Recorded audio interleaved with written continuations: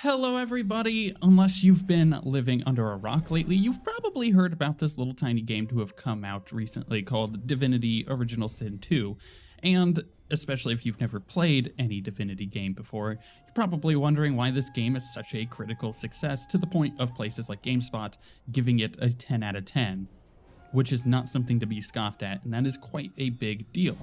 And many of the players of the game are pretty much saying that it's one of the best RPGs ever made. Are they wrong? Well, we're going to find out. We're going to dive deep into what this game is about and why it is good, and many of the things that people are saying about it, if they're accurate or not. There's a lot to go into here, but I believe that we need to start at the beginning, which is why the CRPGs are coming back. So a CRPG is a genre of game that there are several names associated to it, such as Baldur's Gate or Neverwinter Nights. Those are really good examples of good CRPGs from the past. There are more recent examples, such as Dragon Age Origins, or even some of the Kickstarter campaigns that have gone recently, such as Shadowrun or Wasteland 2. Those are also very good CRPGs, but that spans a pretty big gamut of games. It is a very broad genre, but the common denominator between all of them is that these games promise a lot of choice. In modern games, those choices don't always participate in the gameplay itself. You see, the choices in modern games often focus on the story choices you're making. You know, whether or not you kill a specific person or you free a person from imprisonment, it doesn't really matter. By the end of the game, all of your choices tend to add up and make a big difference. A good example of this is Dragon Age Origins. All of the choices you make in that game have a fairly significant impact on how the end of the game plays out, and that's what makes that game very, very good. But your choices within the combat don't really make that big of a difference, except focusing on that combat itself. So the choices you make in one combat scenario aren't going to have a huge effect on the next combat that you have. And this means that there is a bit of a divide in modern CRPGs that focus more on the story choices than the gameplay choices. A good CRPG has both. It promises that your gameplay choices are going to have an effect on how the game ends up playing out, and that a scenario that maybe you have to free someone from imprisonment, or you have to get past a locked gate, or anything like that, it means that there are going to be multiple ways to do that, and the way I do it may not be the way that you end up doing it. It may end up leading to the same scenario. You know, there's a locked gate. How do you get it open? Well, you know, maybe I lockpick it and I'm able to get it open that way. Maybe you don't have a lockpicker, so what you do is you just break it down. It doesn't really matter. The end result is that the gate opens, but the process of getting that gate open is different for everybody. And that's what a good CRPG will do. It will give you choices within the gameplay that mean that you have an infinite range of things to be able to do. In advanced interpretations of this system, you'll get situations where you can talk your way out of really big combat situations that you're meant to fight in, but maybe you have a really high persuasion skill, or maybe you're just, you have a lot of information on the one person that wants to fight you, and you're able to blackmail them into standing down, or any kind of scenario like that. Like, good versions of this system have a massive amount of depth with a almost seemingly infinite way to get around different scenarios within the game. And not necessarily like in Dragon Age Origins, where most of the choices are story-based, and you're talking to people, and you're just making the choices based on that. In these scenarios with a good CRPG, you may be able to sneak past a fight, or you may be able to spring a trap on them without them noticing, but it doesn't really matter because it's almost infinite. The concept of choice within games, and in particular RPGs, is not something that is new or unique. It has been around for a very, very long time, even before the birth of the video game. You look at all the way back to when tabletop RPGs first became a thing, and I'm going to accredit most of this to D&D and Dungeons & Dragons, but I know that there are other tabletop RPGs that existed within that time frame. But if we go all the way back to when D&D was becoming popular, it had the promise of a world with infinite options available to you, because as the player, you can do anything that you wanted as long as it was within reason. And the dungeon master would be there to interpret your actions through the lens of the rules, and in turn make sure that whatever you decided to do as a character, that it could potentially work. So in a scenario such as, playing a video game, your actions are having to be pre-programmed. The programmers, the designers have to consider what is possible into the game, put that into the game, code it into the game so it works. But then that means that there is a finite amount of options available, because it's only what they could have considered you to be able to come up with. And there is some leeway there. They might be able to add systems into the game, such as in the combat in Divinity, where there are different combinations of elements. If a target is wet and then you use electricity on them, it stuns them. That's a pretty simple thing that you wouldn't really think is too broad of a spectrum of an idea as far as choice is concerned. But in the idea of combat, it does give a lot of options. And outside of combat, it gives a lot of options as well. So it's just like one of those little tiny systems that seems fairly simple, but actually adds a lot of depth into the game, because it accounts for a lot of the crazy things that players could potentially come up with that the designers themselves can't necessarily think about, that you would ever consider. And when you take the story-based stuff, you do have to kind of limit that down a lot, because it has to be things that the programmers themselves thought about beforehand.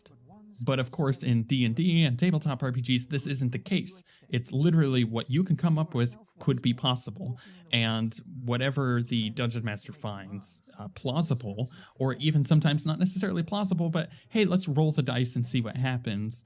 It's that kind of thing that makes those games very unique, and video games have been wanting to capture that, encapsulate that for a very, very long time. It's very difficult to do, as you might imagine. So how does Divinity fare in that? Because this is an idea that isn't necessarily unique to CRPGs, but is a big draw for CRPGs, as in they have a lot going on within them, and they promise that you will be able to come up with unique solutions to problems based on what you think would work. And in previous Divinity games, they have tried this, especially in Divinity Original Sin. They did a very good job of giving you the depth, giving you the options available, and making sure that you are more or less equipped to come up with crazy solutions. But in Divinity Original Sin 2, they have taken it to the next level. So with that out of the way, we're able to talk about the actual game, because the gameplay and how the choices matter and how it intercedes and connects with other CRPGs and the ideas that are promised there, it makes a pretty big difference on how we discuss what Divinity Original 2 is. But it is a game that was kickstarted. It was crowdfunded, and then once that was successful, they put up pretty much the first act of the game onto early access, which allowed that to be tested thoroughly and gave the developers a ton of feedback on how to improve and how to change things, which is really, really good, because it's with that we've gotten a lot more depth added to this game than the previous Original Sin. You play as the stereotypical chosen one character. You're kind of going through a thing called a Godwoken, which is, I'm not going to spoil the story. It's interesting and it's really cool, but essentially you are the chosen one, and you're having to kind of go through. There are enemies of who you are. If you're able to cast crazy magic in this world, you're considered a sorcerer, and they're looked down upon by the magisters, and they want to essentially imprison you. That's like the very basic version of the story, and I'm not going to go much further into that, because again, I kind of want you to experience the story for yourself. And it's not necessarily the overarching main theme and main story of the game that makes it unique, because it really isn't a unique story. It has many fantasy tropes in there, but it is the way that the game plays out that then makes it unique. As you go through the world, you'll pick up different side quests and different party members. As is the case with many CRPGs, you have a large amount of party members that you can choose from, and you're limited to a certain amount. In this game, unlike the original Divinity, where you could have 2-player co-op, in this one you can have 4-player co-op. So all 4 of your party members could be players, which actually is really cool and makes a big difference on how the game plays out. Playing by yourself is a very different experience than playing with someone. We'll talk about that in a moment here, because I have been really enjoying the playing with another person experience. That said, I can see the benefit of playing with 3-4 people, or even playing solo.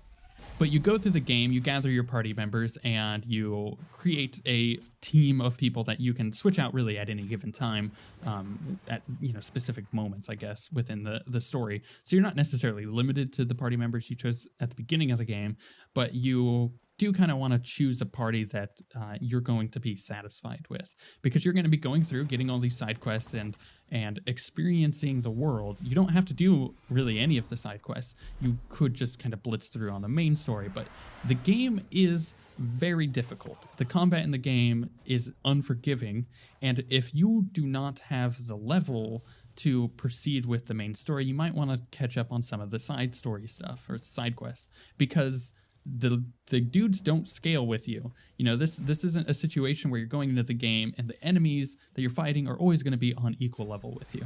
This is a situation where you can walk into an area and you're not supposed to be there yet, and you're going to get completely wrecked. And in a way, that is actually quite refreshing to see in a game nowadays, because it's kind of been erring more on the side of the game scales with you. Look at Skyrim is a really good example of this. The game scales with you, and sure, low-level enemies you could just go wreck once you get a certain amount of power, but the way the world scales, it means that you're going to be challenged at most times on big story quests, whereas in Divinity, if you're not keeping up with, getting XP or doing some of the side stuff, you're going to end up falling behind a little bit.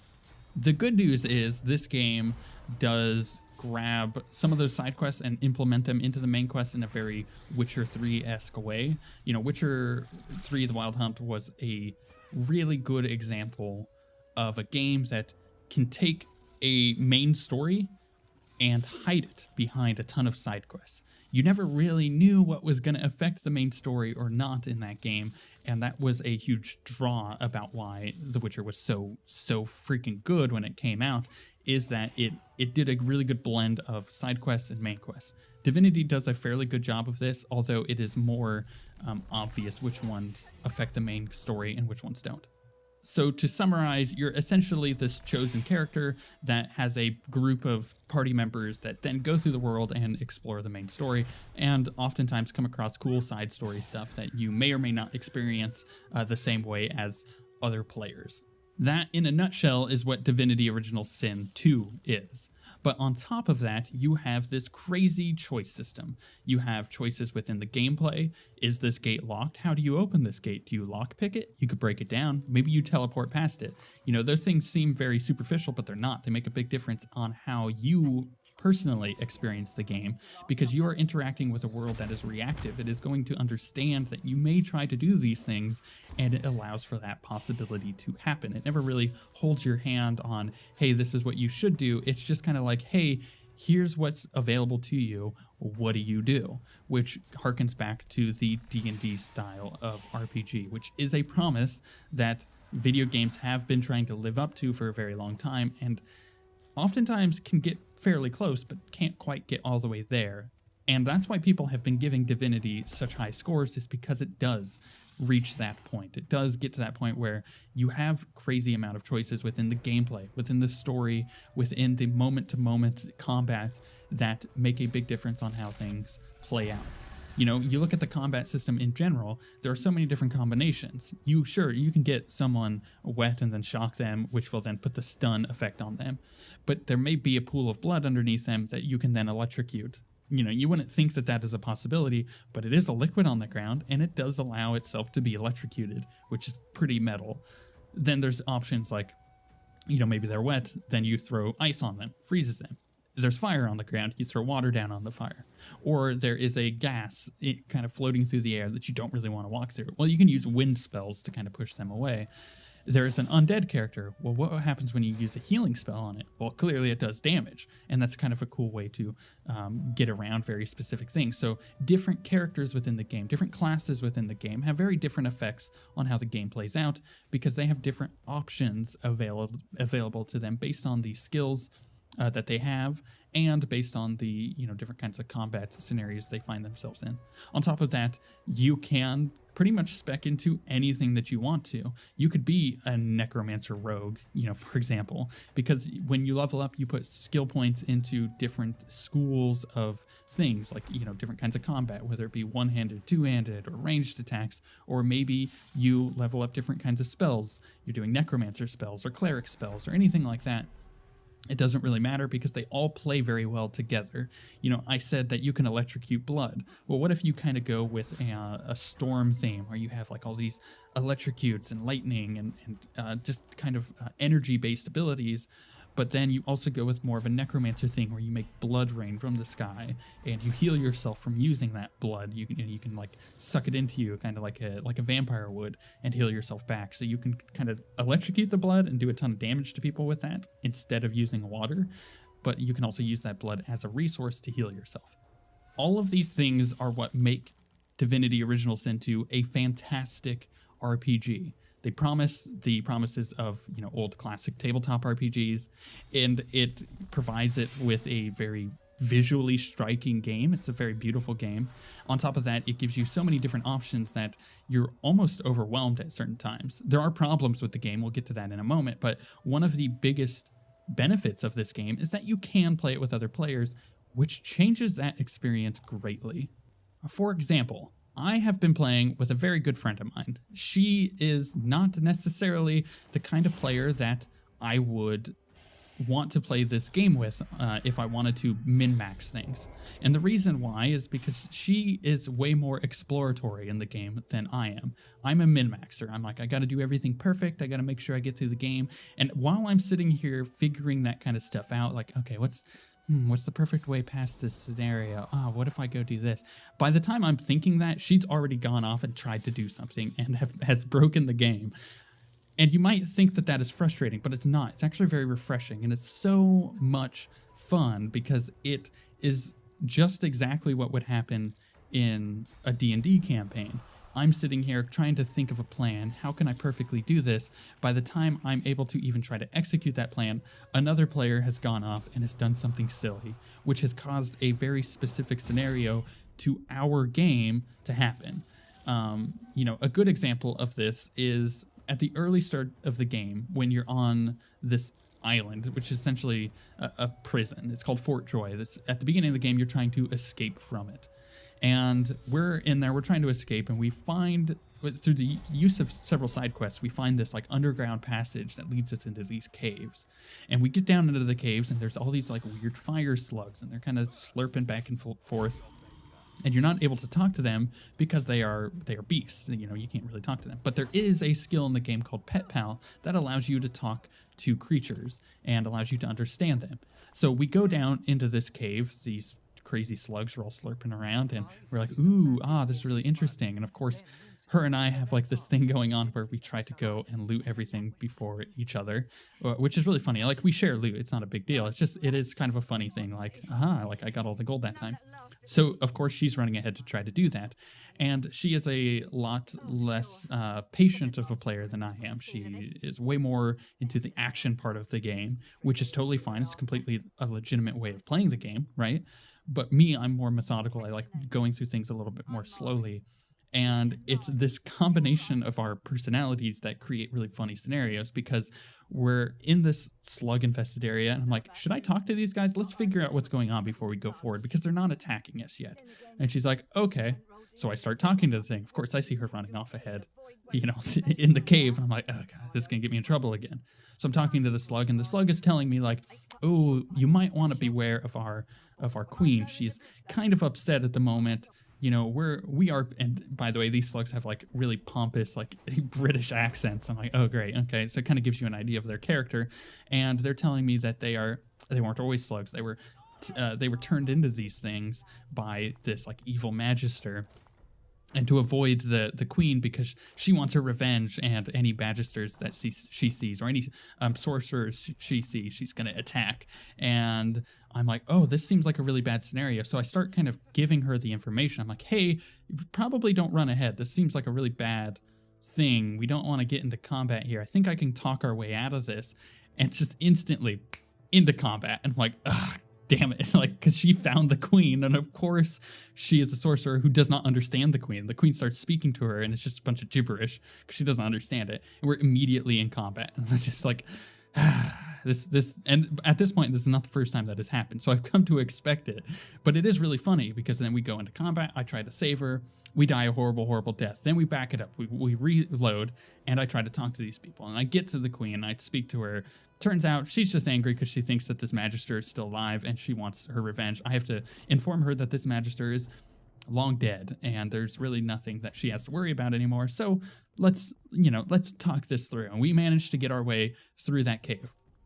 We could have easily just killed the slugs, and I'm sure there would have been really good loot on the queen, because so far in our games thus far, anytime we kill something like that, there's pretty good loot on it. So there is an incentive just to kill everything. But at the same time, there is an incentive just to walk past it, because, you get XP for doing that kind of thing. Plus, you get the satisfaction of, I didn't have to kill these people. And hey, maybe there is a way to cleanse these people from being slugs and fix that curse. We never went back and found out, but maybe there is. And I think that amount of range in those scenarios is very interesting, because what I'm describing here is a scenario that you will often hear when people talk about D&D. They'll say, hey, we did this thing, and oh, you wouldn't believe this crazy thing that our other party member did that actually saved us, or that got us into more trouble, and it was awesome. It's not something that you necessarily want out of an RPG when you're playing solo. You don't want one of your party members to run off and do something stupid and get you in any more trouble. But when you're playing with another player, that kind of thing is so unique, and is the thing that gets you to have really cool stories about the game. And in this scenario, it is exactly what I'm speaking of. I have this really cool story about us going down into this cave and discovering these slugs, and us being drawn into combat and dying horribly, and us having to reload and try a different way of getting around them, because I am playing with another player, a sentient person who is able to make choices on their own and is able to affect my game in a way that I am actually quite enjoying. And in an interesting and weird way, I find that fascinating, because if I were playing solo, I would be so slow and methodical about this game that in some scenarios I would actually start to dislike it, because I would feel like I need to do everything and I need to be really slow about it. But because I have this other person playing this game with me who's dragging me along and doing things that I wouldn't necessarily suggest or even think about even, is just a completely different experience that I haven't had in a game in a very long time. And I would actually go as far to say it's playing with 1, 2, 3 other people in Divinity Original Sin 2 is what's going to make this game stand out to you. And what's going to make this game really, really good is those moments of, oh, damn it, that person did something that I wouldn't necessarily have done myself, but I like that it had an effect on the game. It told our own story. It's our story. It's not the game story that is presenting to us, and we're making choices based on that. And by the time we get to the end of the game, it's just a culmination of all the choices we made. No, it's a culmination of all of the crazy things that happen within the game, because these other players playing with you have changed what the narrative is and have made stories within the story. This actually brings me to something I love and hate about the game.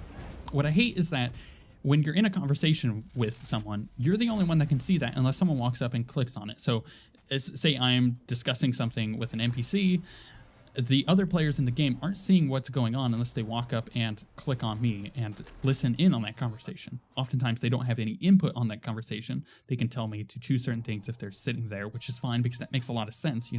If we're all on Discord together, we're all kind of playing, and I'm like, oh no, come check out this crazy thing that I'm talking to this person about. They all come in, start eavesdropping. It is reasonable that while having this conversation, the people nearby would also be conversing about what choices to make, right? So it is kind of a cool scenario in the fact that I am a unique person listening in on this conversation or having this conversation, and only those who come up and choose to listen in on the conversation can do so. It's a thing that I hate about the game, but I love it because it makes a lot of sense, you know?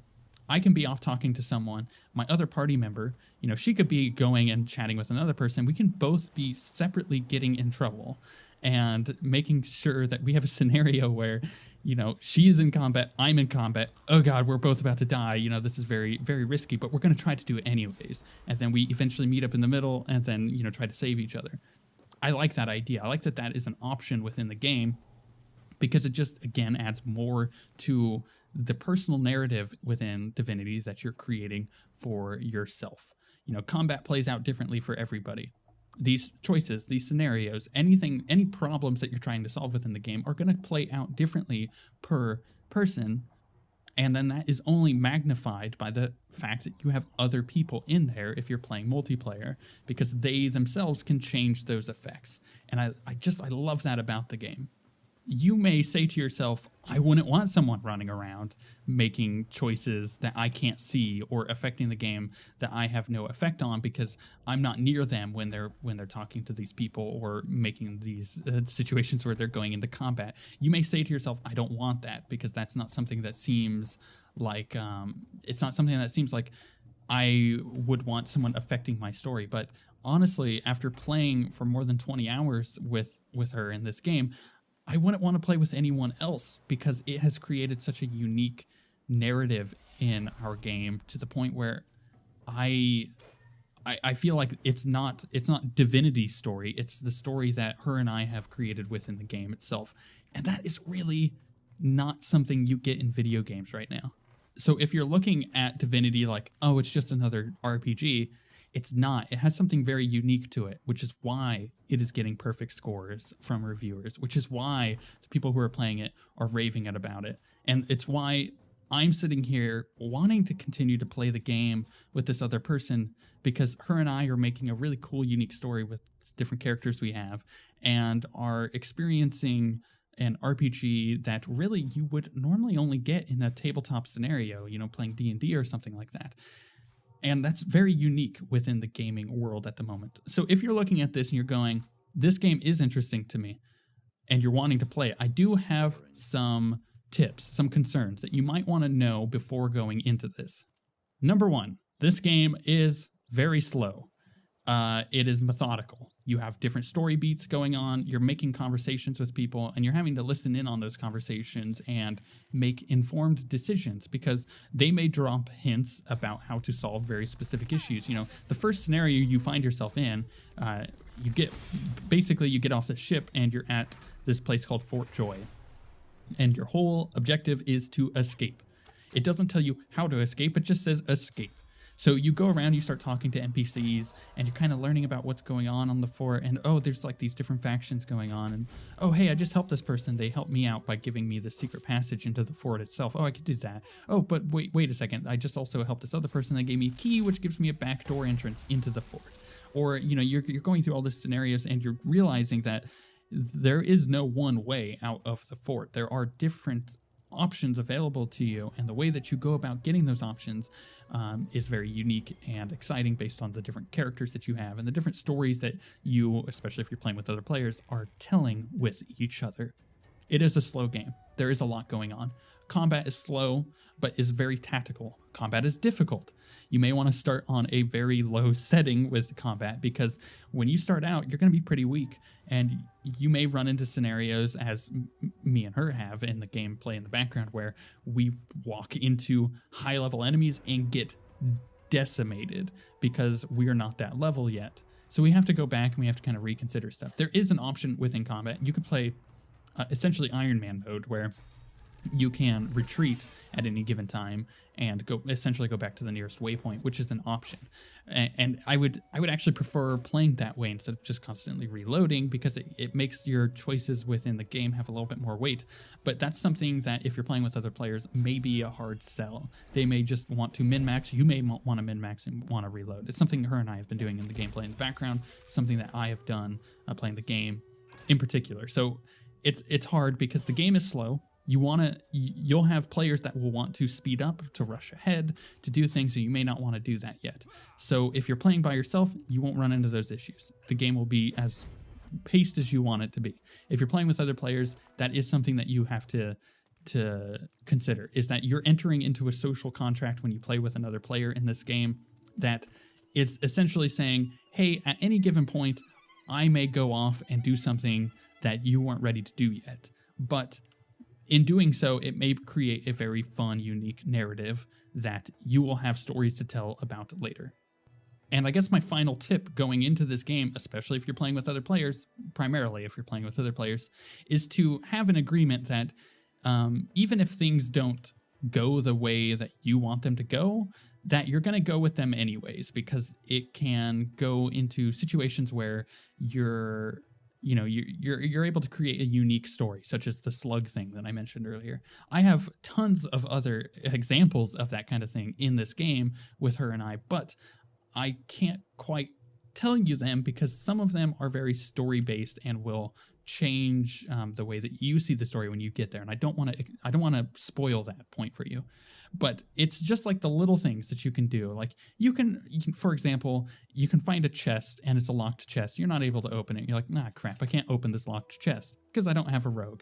Well, you may actually just pick up the chest and put it in your inventory. Like that is something you can do. You can steal the chest and take it with you and later unlock it when you're able to find different kind of characters like undead characters, which you can play as an undead, by the way, and they have all their own unique different things about them.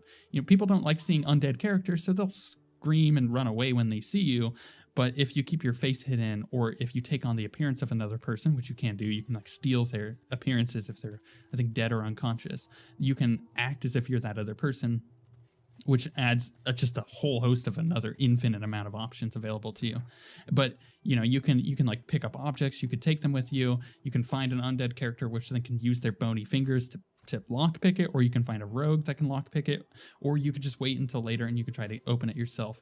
You can find different gates that are locked and maybe you find the keys to get through those gates, or maybe you just teleport to the other side, or you break them down by just breaking them. All of these are options that are available to you, and the way it plays out, especially when playing with another person, will lead to a unique experience in the game. And that, again, I said earlier, it's not something that I would ever trade. Playing with the person in the background, she is such a go-getter in this game that it leads to very unfortunate scenarios where we end up dying. But every single one of those scenarios I enjoy because it's not something I would have seen on my own. And I legitimately could ramble on about how good Divinity is for quite some time because it is such a unique experience. It promises all of the promises that a CRPG does, and it delivers on them. In fact, it makes you feel like you're playing D&D in the case where a lot of my friends that I've talked to about the game, when they're like, what kind of game is it? We, as people who play D&D together, just go, it's D&D. It's what it is. If you want that experience, if you want to play D&D in a video game form, it's what Divinity is. And I think that is the biggest compliment you can give an RPG at the moment, is that it plays out like you're playing D&D, especially if you're playing with other players. And I love that. I love that about the game.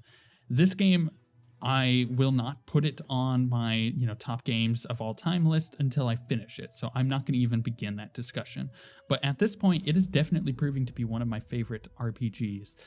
Part of that is the company I'm playing with. It is really fun. We're having really unique experiences, and it is making the game a lot more enjoyable than if I were playing solo. So that is something definitely that I have to consider, that maybe is the game a lot better because I'm playing with another person? Absolutely. Would I be enjoying it as much if I was playing solo? I don't know. I think I probably would have quit early on because the game is quite slow. And in fact, we restarted several times because we didn't understand certain mechanics. The game is really deep and we made huge mistakes at the beginning of the game. And by going back and restarting, we were able to kind of go in with fresh eyes and kind of understand the decisions we were making early on. But if you're going to pick this game up, play it with another person, especially someone that you will enjoy playing a game with. But even if you don't really necessarily enjoy playing games with them, you may find yourself in scenarios where this person that you're playing the game with is giving you unique stories within the game because they're running off and doing their own thing while you're trying to come up with different solutions to problems. Not necessarily something that everybody will enjoy, but it is something that I have enjoyed greatly. But at the end of the day, Divinity Original Sin 2 is a game I cannot recommend enough. Go pick it up, play it with other people, and enjoy yourself. And with all of that being said, we shall see you guys next time.